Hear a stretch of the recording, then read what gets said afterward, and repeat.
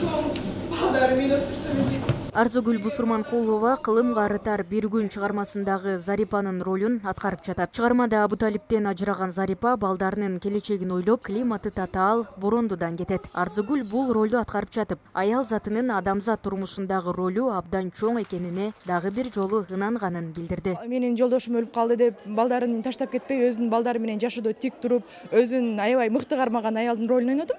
Анан бул ролду ойноп жатканда мендеги сезимдер бул балдарга мындай абдан коркуу сезими болду. Себеп дегенде ушул ролду алып чыга аламбы? Себеби бул өтө чоң мындай жооптуу роль десем болот. Анткени балдарды алып чыгыш, сахнада балдар менен роль ойнош, мен биринчи жолу балдар менен ойноп жатам.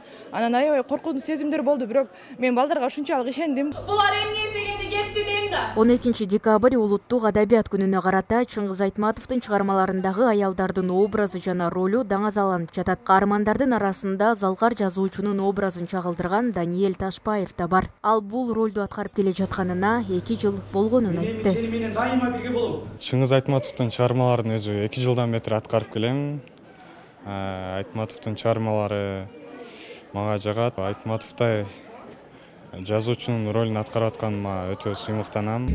Күн болуп күлүп чаганда.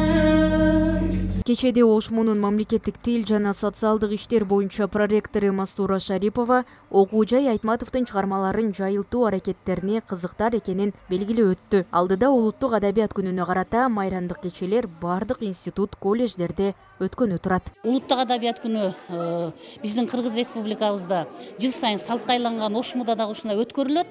Улуттук адабият адамдарды жашоого шыктандыруу, жаңыча бир жашоонун дарбазаларын ачуу, студенттер үчүн ата-энени, досту, аялды, кызды, керек болсо классташтарын сыйлоого, окуучуларга чейин, студенттерге чейин ушундай чакырык жасалат.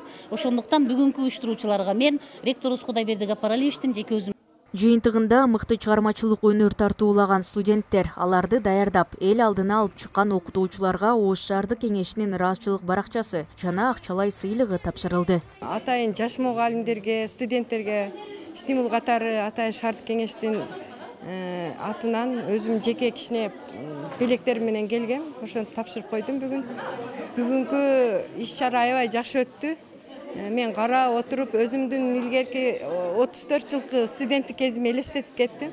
Ушунчалык билимдүү, чыгармачылык өнөрлөрү күчтүү студенттер экен. Жан дүйнөсүн, пейилин. Кыргыз элинин эки залкары улуу жазуучу Чыңгыз Айтматовдун туулган күнү жана улуу акын Алыкул Осмоновдун көзү өткөн күнү менен байланышкан Улуттук адабият күнү 2011 жылы Кыргызстандын акын жазуучуларынын демилгеси жана Жогорку кеңештин депутаттарынын колдоосу менен 12 декабрь адабият күнү деп белгиленген.